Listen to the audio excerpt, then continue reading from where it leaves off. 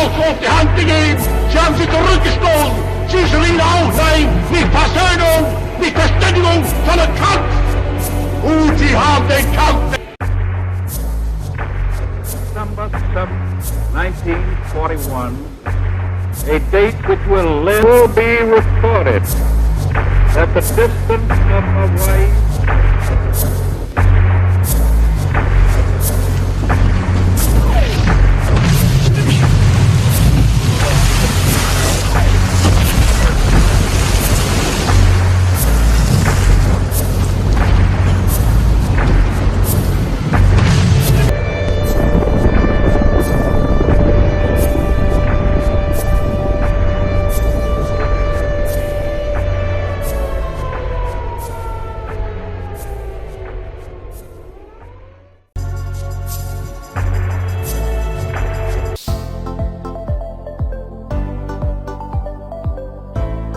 Legado filosófico y científico del siglo XX. El siglo XX etiquetado por algunos como el de la ciencia. En este siglo los seres humanos pareciera que nos hubiéramos querido subir como la espuma. En este siglo las teorías las podemos conocer, saber cómo usarlas, pero para algunos filósofos, para algunos físicos, no lo es suficiente, porque se desea tener más comprensión de lo que se desea expresar en dichas teorías. Los científicos buscan formular las teorías y contrastarlas en sus observaciones. 1000 de observaciones no bastan para determinar una teoría, pero solo una es suficiente para ponerla en discusión. La filosofía funciona como una cuna para la ciencia del mañana. Los filósofos se interesan por muchas cosas, por la matemática, la física, la cultura. Se descubre pues que la filosofía es posible estar interesados en muchos de estos campos y trabajar en ellos, porque en estas áreas se tiene la base de preguntas filosóficas, siendo que la filosofía es una disciplina y el conjunto de reflexiones y conocimientos que busca el estudio de problemáticas diversas. Y nos hacemos preguntas como cuál es el objetivo de estudio, cuáles son sus conceptos centrados de un tema, en lo mismo también que se aplica en la filosofía de la ciencia. Sabemos que en el siglo XX se ha pisado la Luna, se ha visitado Marte y muchas investigaciones, ¿no? La herencia genética y entre otros. Y también aquí nos hacemos preguntas: ¿quiénes somos? ¿De dónde venimos? ¿A dónde vamos?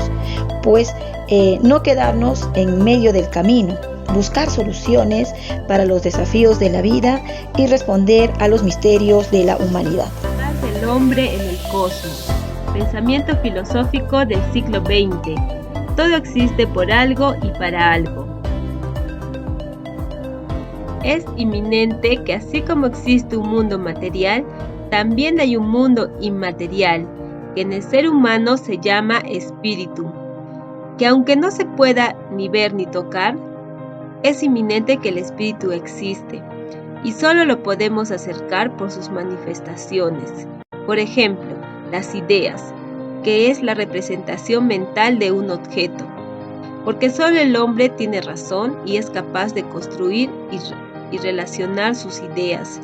Las ideas son inmateriales, pertenecen al mundo del espíritu. Esto coloca al hombre como frontera entre dos mundos.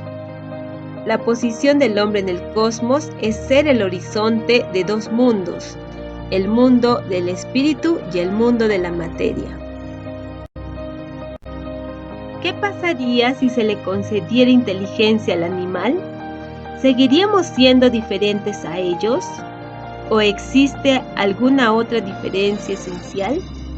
El nuevo principio que hace del hombre un hombre es ajeno a todo lo que podemos llamar vida y va en contra de ella. Ya antiguos estudios griegos sostuvieron la existencia de tal principio y lo llamaron razón. Lo que diferencia al hombre del animal es la capacidad de razonar. A este nuevo principio le otorgaron el nombre de espíritu. El hombre, un ser espiritual. La propiedad fundamental de un ser espiritual es su independencia, libertad o autonomía existencial. Es un ser libre y está abierto al mundo. Semejante ser espiritual ya no está vinculado a sus impulsos, ni al mundo circundante, sino que es libre frente al mundo circundante, en diferencia que los animales que no sienten que sus impulsos son como suyos, sino como movimientos ajenos, o sea, un animal no posee conciencia en sí. El espíritu, en resumen, es la posibilidad de ser determinado por la manera de ser de los objetos mismos. El espíritu como actualidad pura. La grandeza humana se basa principalmente en esto, en poder contar cada vez consigo mismo. El hombre puede convertir todas las cosas, incluso a sí mismo, en objeto de su conocimiento. El hombre es, por tanto, el ser superior. Las ideas existen con las cosas, no existen antes ni después, sino con las cosas, y son engendradas únicamente en el acto de la continua realización del mundo en el espíritu eterno. ¿Cómo la filosofía incide en la educación? El siglo XX se ha caracterizado porque ha sido una centuria de cambios, de conflictos, de avances, del progreso científico, tecnológico, social y educativo. En el plano educativo se realizaron importantes reformas y se universalizó la educación pública. Las políticas educativas, el desarrollo institucional de la educación, las reformas de enseñanza, los movimientos pedagógicos que surgieron, aportaron un enfoque al desarrollo de la educación. Algunos analistas han señalado la importancia de la regulación necesaria para conseguir los avances y progresos en el sistema educativo. La pedagogía en el siglo XX fue la encargada de darle un sentido científico al proceso de la enseñanza-aprendizaje. Fue cuando se estandarizó el estudio del estudio mismo. Hubo un vínculo de interés de la pedagogía, no solo en lo que se enseñaba, sino también en el proceso. En otras palabras, podemos hablar de que la pedagogía se convirtió en el estudio de sí misma, como ya lo habían realizado otras ciencias anteriormente. ¿Cómo queremos que el hombre se relacione en un mundo cambiante? ¿Cómo se aprende a aprender? ¿Qué evaluar en su aprendizaje? ¿Cómo incide su formación en la sociedad? ¿Ayuda la filosofía realmente en la educación? Fueron cuestionamientos que en su momento fueron abordados por filósofos y pedagogos.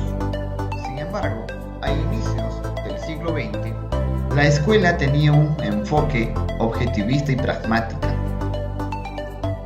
lo que significaba que las escuelas deberían de producir ciudadanos corporativos y obedientes que respondieran a la demanda de las empresas, es decir, en respuesta a la industrialización que se estaba dando en ese momento. Y esto debería de reflejarlo con el cúmulo de conocimientos memorísticos y repetitivos que debería de hacer. Eso quiere decir que la educación a inicios del siglo XX era rígida, porque perseguía objetivos específicos. Era tradicional, ya que arrastraba el enfoque conductista. Era memorizante, porque requería el consumo de conocimientos explícitos. Sin embargo, es muy importante ver también la diferenciación en la evaluación. Habíamos mencionado que la pedagogía de ese entonces estaba dada por objetivos, lo que era necesario comprobar ese conocimiento, y para ello fueron producidos los test o exámenes para verificar si estos conocimientos se habían adquirido, lo que significa que la evaluación justifica los principios de control y acreditación de los conocimientos.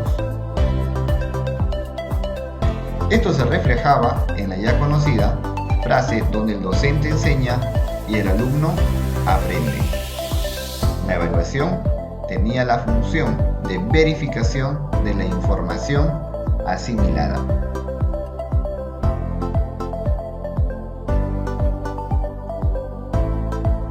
La educación a partir de la mitad del siglo XX dio un giro, al igual que los avances que se daban en ese entonces. Comenzaron a surgir corrientes pedagógicas y el desarrollo científico también albergó la educación. Por ende, las escuelas comenzaron a focalizarse en base a la libertad y la naturaleza del niño. Además, se profundizaron los conocimientos sobre los educandos. Se asimiló o se obtuvo un enfoque cognitivista.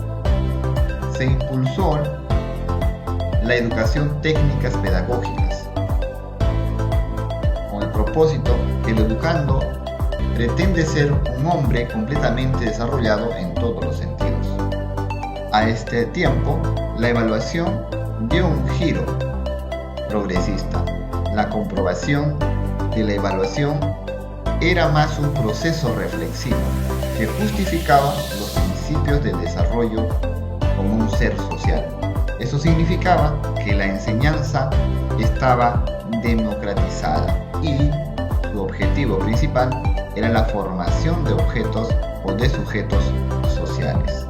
Y la evaluación a esta altura tenía criterios filosóficos y científicos.